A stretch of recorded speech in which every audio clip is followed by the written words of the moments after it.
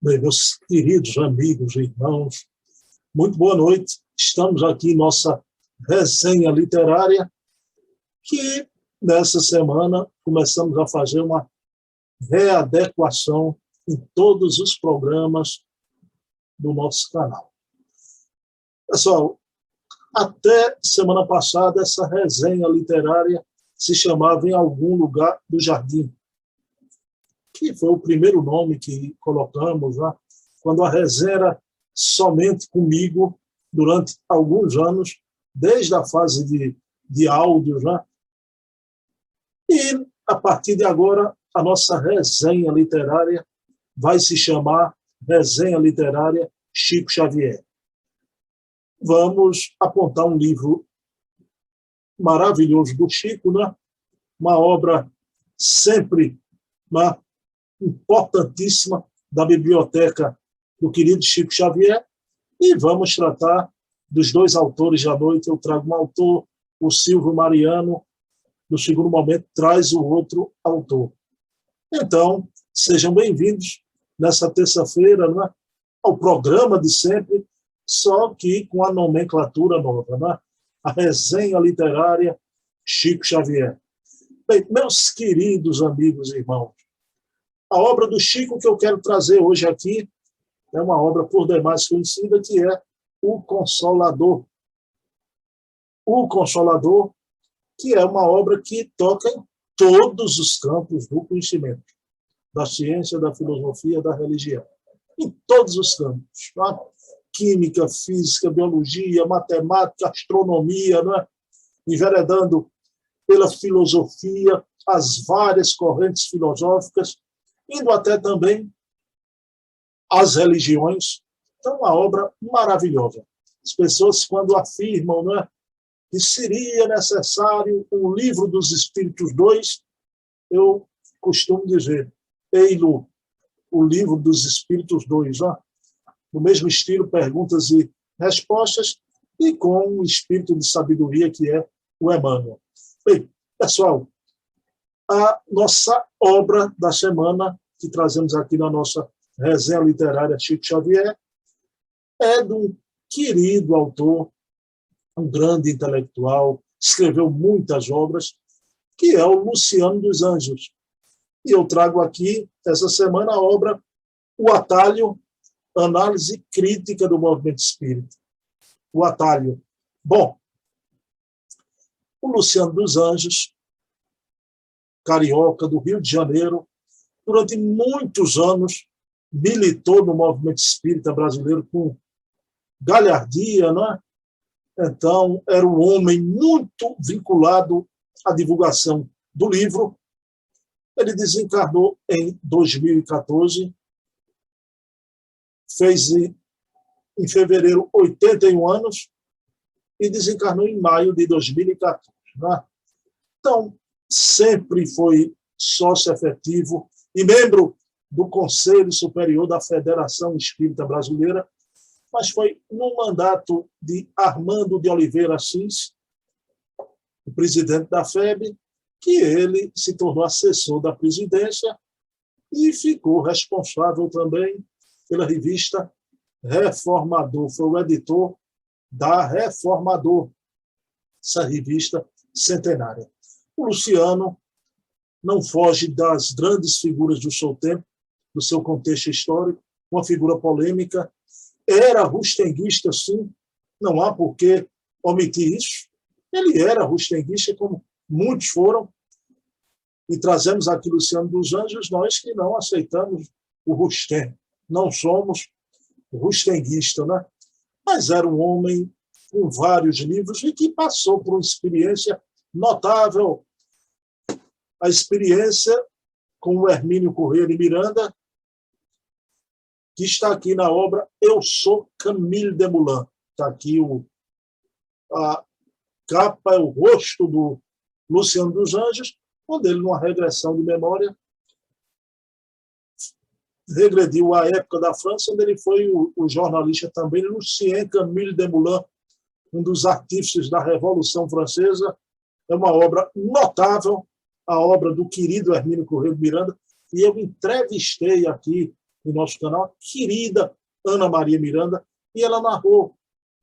Então, trouxe para nós aqueles momentos em que o Luciano entrava, ia para o quarto, ficava com o pai dela, né, o Hermínio, e ele entrava em transe, e o Hermínio dizia, né, por favor, se vocês ouvirem alguma coisa, choro, ou uma voz mais alta, não se preocupem, mas não entrem no gabinete do Hermínio. Né? Então, ele fez a regressão, o Luciano realmente voltou ao passado, há um episódio com a filhinha dele, lindo, que a menininha estava lá na casa do professor Hermínio, e ela, em uma sessão apenas que o Luciano leva, ela entra em transe e diz que foi Lucille Desmoulins, a esposa do Camille Desmoulins no passado, que voltou como filha, né? Então, e há outras personagens aí maravilhosas. Né? Então, Luciano dos Anjos foi este grande revolucionário francês já encarnado. Né? Por isso, um homem de opinião firme, já nas defesas das suas ideias, até equivocadas, já, como foi o caso do rustenguismo. Mas ele, aqui, o atalho, análise crítica do movimento espírita, em muitos lances ele está coberto de razão. Ele faz até uma antevisão do que é o movimento espírita nos dias de hoje. Né? Então, com muita vaidade, né? Com muito radicalismo, os enxertos de coisas antidoutrinárias que não têm nada a ver, práticas estranhas, né? Na nossa doutrina, e como ele valoriza a mensagem espírita. Há uma passagem que estava uma febre aqui no Brasil, pelo grande místico da Índia, Sai Baba, que materializava o vibhuti, né? E também pedrinhas, e o Luciano, Alá Luciano dos Anjos, afirma, não é, que uma palestra do Divaldo Franco vale mais que a fumaça e as pedrinhas do místico indiano. Não é? Então, veja bem. Então, por dever de honestidade intelectual, eu quero dizer que o Divaldo esteve com o Sai Baba, né? O Divaldo até elogia a postura do Sai Baba, e o Sai Baba também fazia um trabalho de educação lá na Índia. Né? Mas o que o Luciano critica é que aqui no Brasil o movimento não se deteve na proposta de educação, mas sim na fenomenologia. E ele disse, com razão nesse aspecto, que uma palestra de Divaldo tem mais valor que todas aquelas pedrinhas à fumaça do vibhuti, do querido Satya Sai Baba. Né? Pessoal, então, na nossa resenha literária dessa semana, eu trago para vocês o atalho, análise crítica do movimento espírita, plenamente atual, né? Deste grande Luciano dos Anjos, que foi o querido Camille Desmoulins, revolucionário francês, encarnado aqui no Rio de Janeiro. E como eu falei no início, na nossa resenha Chico Xavier, o Consolador, essa obra notável que toca em todos os departamentos da vida humana. Ok? Pessoal, então vou entrar aqui na sala com o Silvio, para o nosso bate-papo. Silvio vai trazer outro autor. Então, já estamos aqui com o meu querido amigo Silvio Mariano. Silvio, amigão, o que é que você traz na noite de hoje? Tudo bom? Boa noite. Boa noite, Bruno. Boa noite a todos os nossos amigos. O nosso querido Leopoldo Machado. Eu poderia trazer outras obras de Leopoldo Machado, mas quando eu pego esse livro sobre o teatro da mocidade, eu estou homenageando também duas pessoas que eu tenho o maior respeito na Bahia, que fizeram um teatro, que é Carlos Bernardo Loureiro e Lúcia Loureiro, que fizeram o Thelma, um teatro espetacular, uma referência no Brasil. Eles homenagearam o nome do teatro com o nome de Leopoldo Machado, por Leopoldo Machado ser baiano. E, ao mesmo tempo, eu digo a você que eu peguei...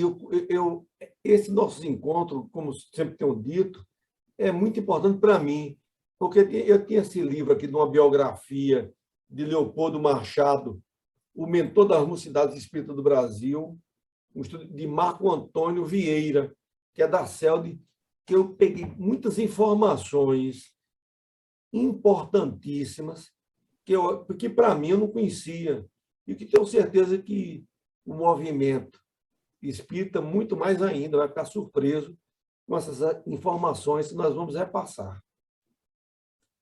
Meu amigo Silvio, me diga uma coisa, o Leopoldo Machado tem um episódio que ele teve logo ao nascer, não é? Quando ele, criancinha, uma tia dele, a malucada, deu uma mamadeira de leite quente e depois deu um banho de água fria. Como é que foi isso, Silvio? Na biografia consta exatamente isso, que por conta disso nós sabemos que é um choque térmico. E esse choque térmico deixou ele completamente, vamos dizer assim, com uma certa sequela. Então ele foi levado para um médico, e o médico disse à família que ele ia ficar uma criança, vamos dizer assim, mentalmente afetada, que possivelmente não falasse, em termos até de locomoção, tivesse dificuldade.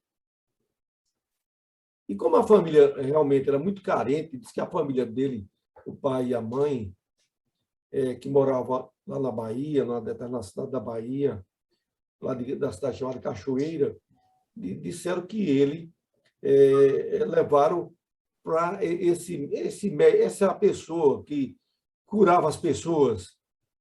E a pessoa deu exatamente, mandou que desse um chazinho, aquilo que nós conhecemos de sabedoria popular.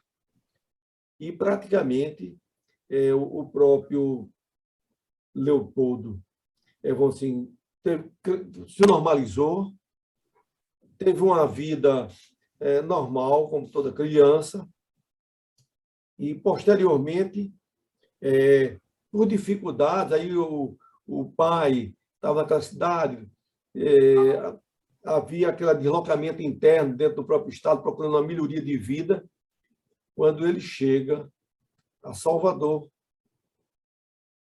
Salvador, ele, vamos dizer assim, ele praticamente era uma criança sem ser alfabetizado ainda. Você vê que como os destinos, quando está programado nos céus, e ele, vamos dizer assim, começou, inicialmente, arranjou um emprego para ajudar a família, que é muito comum. A criança, às vezes, 8, 10 anos, 11 anos, já começa, e ele começou trabalhando lá nas docas em Salvador, quer dizer, naquela parte que chamava de estiva. Possivelmente, pela a figura dele, que ele era baixinho, assim, não era muito alto, não era também tão forte, ele deve ter ficado ali fazendo algumas anotações, que normalmente é aquele saco de exportação de estiva é normalmente 50 quilos, 60 quilos.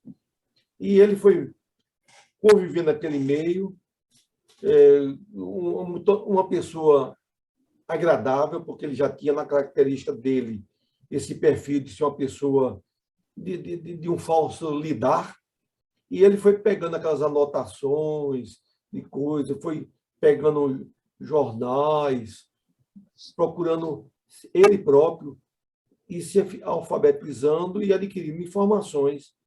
Então, chega um determinado momento em que o próprio Leopoldo Machado adquiriu uma certa cultura, e ele já tinha uma certa tendência para escrever poesias, e aí nós sabemos que isso é já inato do próprio espírito da pessoa, e dali ele foi se desdobrando. Mas a parte inicial de Leopoldo Machado foi com muita dificuldade. Inclusive, para poder complementar o salário dele, ele ainda trabalhou de garçom no hotel lá em Salvador, um hotel central. Você veja que era uma vida, vamos dizer assim, não fácil, e que através dessas poesias, que principalmente nessa década, o pessoal valorizava os poemas, tudo isso, e ele foi adquirindo, foi publicando em alguns jornais, e com isso foi que foi abrindo os horizontes para ele se tornar conhecido. Então, a vida de do caso de Leopoldo Machado não foi fácil, e nós só temos que agradecer a Deus pela figura dedicada ao espiritismo que foi esse homem. Silvio, você falando aí na atuação de Leopoldo Machado no movimento espírita, não é? Meu amigo, eu queria que você trouxesse para a gente, você falasse sobre o congresso, o primeiro congresso da Juventude Espírita que ele organizou e a atuação dele, Silvio, no Pacto Áureo, né? Tão propalado na história do movimento espírita brasileiro. Ele era um homem muito alegre e dinâmico. Ele, depois que passou essa temporada na Bahia, ele também se deslocou para o Rio de Janeiro, porque é uma tendência, você veja, mesmo é um centro de maior divulgação cultural do Brasil ainda, é o Rio e São Paulo.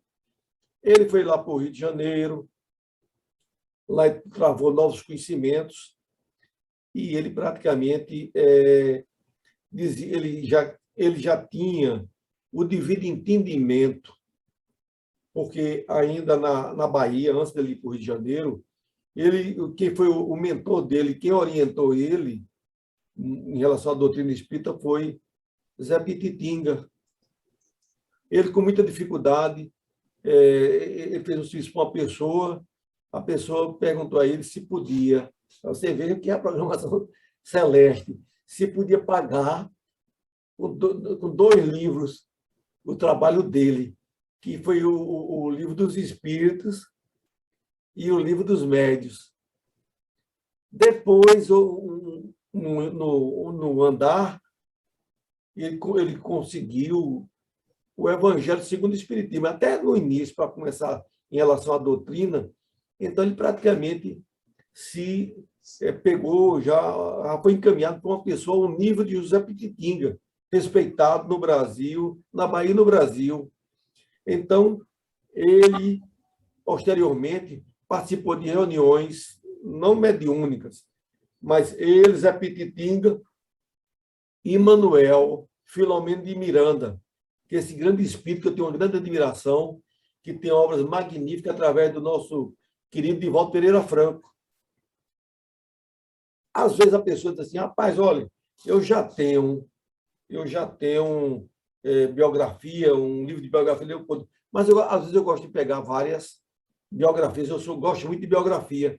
Então, nesse livro aqui, eu senti que houve uma falha, esse livro de Leopoldo, de Marco Antônio Vieira, porque ele diz aqui que Manuel Filomeno de Miranda é médico, mas ele não era médico, ele era contador.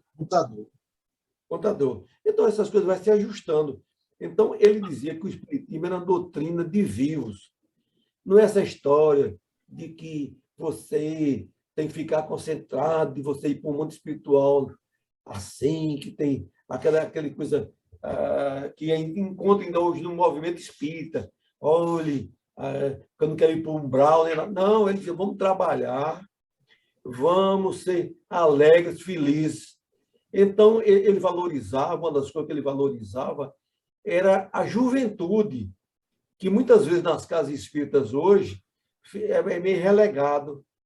Eu ainda participei, quando eu cheguei no espiritismo, na época o pessoal ia para o centro espírita tudo de paletó, aqueles velhos e tal. Quando eu me lembro que quando eu cheguei lá, aqui na federação, eu tinha 30 anos, e o pessoal dizia, esse menino é jovem, não sei lá. Quer dizer, praticamente o sujeito, quando ia para o espiritismo, já estava com 40 anos, 50 anos, grande parte. E, com o tempo, foi se trabalhando por essa renovação. Então, ele era isso, achava que devia ter alegria. O único ponto de vista de Leopoldo Machado, que eu discordo, porque todo mundo, cada um tem sua opinião, é que ele achava que até deveria haver cantos na casa espírita. Eu não sou contra, vamos dizer assim, um canto no dia de uma festa, dia festivo, um aniversário, etc. Mas eu não sou muito favorável, porque normalmente quando você vê, às vezes, uma apresentação, a pessoa gosta de música e apresenta a casa espírita, em vez de cantar uma ou duas músicas, ele quer cantar cinco. Aí, no final, termina, muitas vezes, maior quantidade de música e o objetivo maior é a parte doutrinária. Mas isso é um ponto de vista pessoal, não tenho nada daqueles que gostam desse conceito. Então, ele fez aquele encontro no Rio de Janeiro, e você encontra ele no YouTube, ele tem no YouTube, vibrante, gente do Brasil todo. Ele, inclusive, foi uma pessoa, vamos dizer, muito importante também na questão do Pacto Áureo, porque ele conheceu um cidadão, Zé Lins de Vasconcelos, que era de Santa Catarina, do Paraná. Esse homem foi um homem dedicado e foi um mecenas do espiritismo. Ele praticamente, quando ele morreu, grande parte ele fez doação de recursos às federações do Brasil todo. Você vê que grandeza desse homem. Então, o Pacto Áureo precisava, porque há muitas, às vezes, dificuldade do divino entendimento, achando que a federação quer mandar. A federação, eu tenho acompanhado, é o seguinte, ela dá uma orientação, mas ela não intervém em nada, ela não intervém nem nas federativas. Então, era uma união no trabalho. A gente pode ter toda a dificuldade, às vezes eu vejo muitas críticas, mas a própria Federação Brasileira tem prestado, nesse mais de 100 anos, relevante serviço ao espiritismo. Se não fosse ela, você hoje haveria uma criminação, seria criminalizado o caso de Chico Xavier, do caso Humberto de Campos, que está num livro de Timpone, uma defesa em relação a isso. E fora outras coisas, algumas medidas do próprio governo que ela tem condições de contratar um brilhante advogado e mostrar, do ponto de vista jurídico, que aquilo não deve ser, que a caridade está impregnada no espiritismo. Não é só o governo que pode só fazer doações de cesta básica, nem fazer isso. Isso, a caridade é uma parte extremamente basilar do espiritismo. Então, essa campanha, ele passou 40 dias aqui no Nordeste, rodando no Nordeste, e tentando pegar o apoio das federativas, que naquela época as federativas eram relativamente, por exemplo, aqui em Pernambuco tinha várias, né? Tinha a União, tinha a Federação, tinha a Comissão. Então, tentando agrupar para que tivesse um objetivo único, que era a doutrina espírita. Então, ele foi um grande baluarte, animado, um homem de um dinamismo, ele era um homem de uma grandeza toda. E dizer também que, quando ele participou de debate com o padre. Esse padre era doutor, quando veio para Iguaçu, lá no Rio de Janeiro, e criticar o espiritismo. Quando chegou lá na hora, aí mandaram um padre brilhante, disseram: veja aí, uma pessoa de cultura, para vir, esse homem aqui está estragando a igreja católica aqui na cidade. Aí mandaram esse padre, que tinha doutoramento em 3 teologias, em vários pontos de vista. Era um doutor 3 vezes. E teve lá, na hora, reuniu, ele só pediu que fosse num lugar neutro, e parece que foi lá num teatro, que não tinha nada ligação com a igreja, nem com nada, e um pastor e o padre. Quando chegou lá, Leopoldo Machado, quer dizer, a tendência lá é a confusão, que a turma quer ver o circo pegar fogo. Aí, na hora lá, ele disse assim: vamos agradecer a Deus por nós estarmos aqui reunidos. Já foi um impacto grande, até para o padre. Tá, aqui nós temos, reunir aqui o padre aqui da Igreja Católica, o protestante, eu que sou espírita, para nós juntarmos na nossa linha de pensamento e verificarmos o que é que nós podemos, o que é que está havendo de desentendimento. Ocorre que, com isso, já foi desmanchando o padre. E começou a polêmica, e ele dando a resposta. No final, disse que o pessoal do autor já dizia assim: Leopoldo já deu 3-0. Quer dizer, ele saiu vitorioso nesse ponto de vista. Então, Leopoldo foi brilhante, muito inteligente, captou a doutrina espírita na sua profundidade e fez esse relevante trabalho. Silvio, querido, são passagens impressionantes, né? Só lembrando aqui, né, Silvio, que pouca gente sabe, o Leopoldo, junto com Algiro Jaru, fundaram a Legião da Boa Vontade, LBV, né? Um espírita, né? Exatamente. Engraçado que pouca gente sabe que Alzira Zaru começou no espiritismo.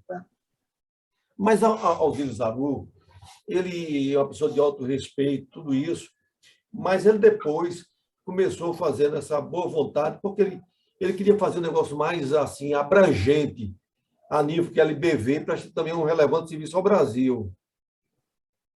Ocorre que Leopoldo Machado foi que estimulou ele, foi o primeiro sócio da LBV.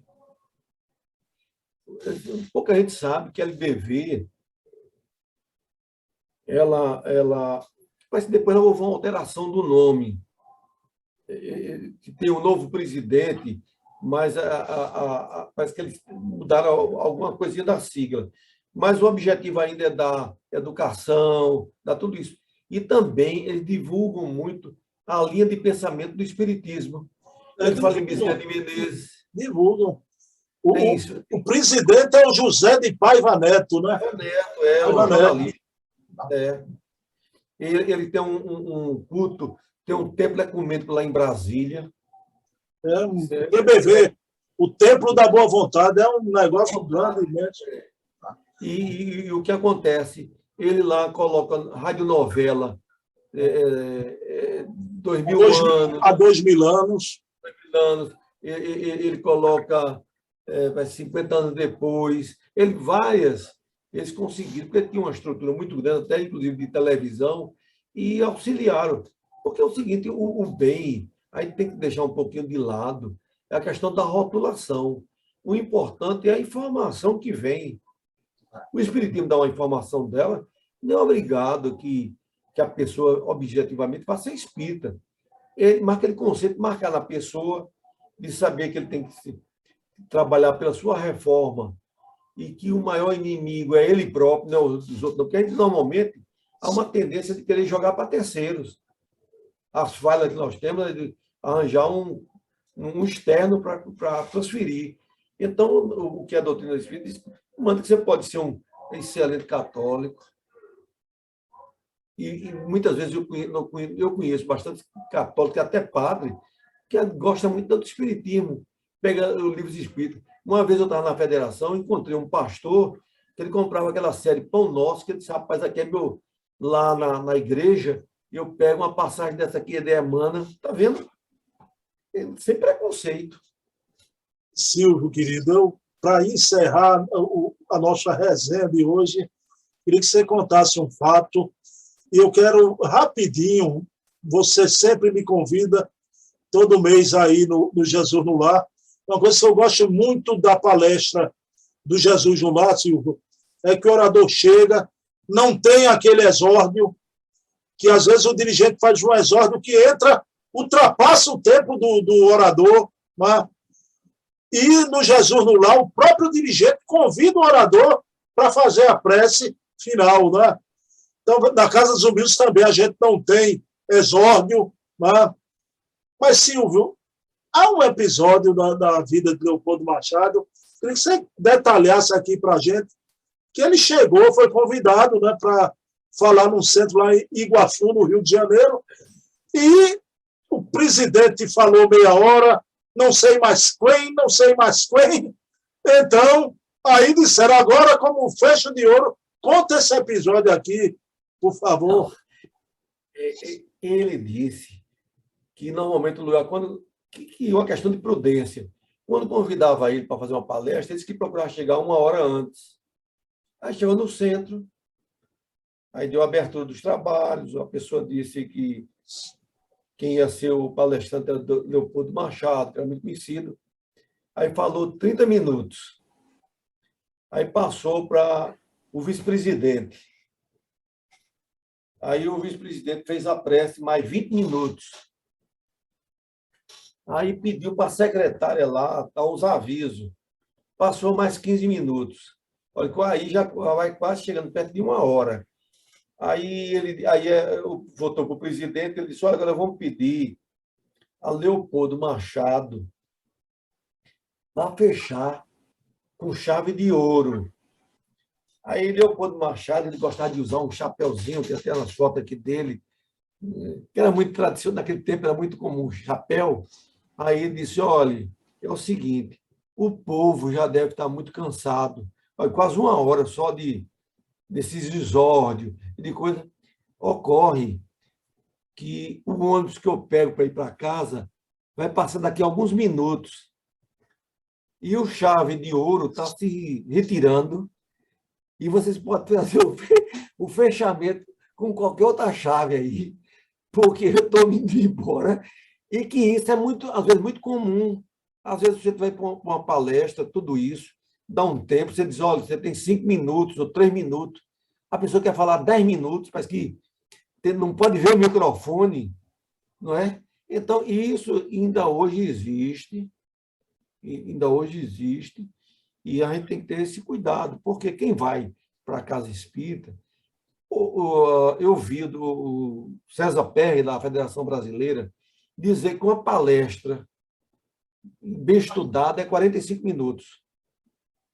Entre 2 minutos ou 3, ou um aviso, mais 5 minutos, vamos dizer, mais 10 minutos, por 1 hora no máximo, você encerra. Mas a pessoa chegar, pegar a pessoa que chegou cedo, passar 2 horas, a gente já nota que se você demorar mais um pouco, porque uma palestra com o Divaldo Pereira Franco e outros, Raul Teixeira, pode passar até 2 horas, mas não passa. Você pode notar que Divaldo tem parece que um cronômetro na cabeça dele. A palestra dele é 1 hora batido, fechado. Então, com isso, deu um exemplo que torna-se até engraçado, porque dizem também que Leopoldo Machado, quando ele se aborrecia, estava assim, ele ficava meio gago. Teve uma época aqui que um cidadão chegou lá para ele fazendo a palestra, e perguntou a ele se ele queria, só ia acreditar no espiritismo se materializasse. A mãe dele ficou tão nervoso, mas disse, olha, sua mãe tem outros compromissos. Então, fez ver a pessoa que ele estava fazendo uma coisa de infantilidade e de bobagem. Não é? Então, é isso. Meu amigo, e outra coisa, você falando o tempo, palestra no Jesus Mulher, 45 minutos, né? 45 minutos. Silvio é o presidente do Jesus no Lar, Silvio Mariano. Eu não vejo o Silvio nas reuniões querendo dirigir todas as reuniões, né? Silvio sempre coloca o pessoal lá. Silvio, eu já fui em centro, que tinha mais gente na mesa do que assistindo no auditório, né? Um absurdo, né? Uma pena. Meu amigo, então, pessoal, encerramos aqui a nossa resenha literária. Chico Xavier, Silvio trouxe informações aqui, tenho certeza que muita gente desconhecia, né? E fica um convite para amanhã, às 20 horas, no nosso canal, o programa com Heloísa Pires, o metro que melhor mediu Kardec, né? Silvio, prepare aí as turbinas para a semana que vem, viu? Continue assim, né? Nesse nível está ótimo.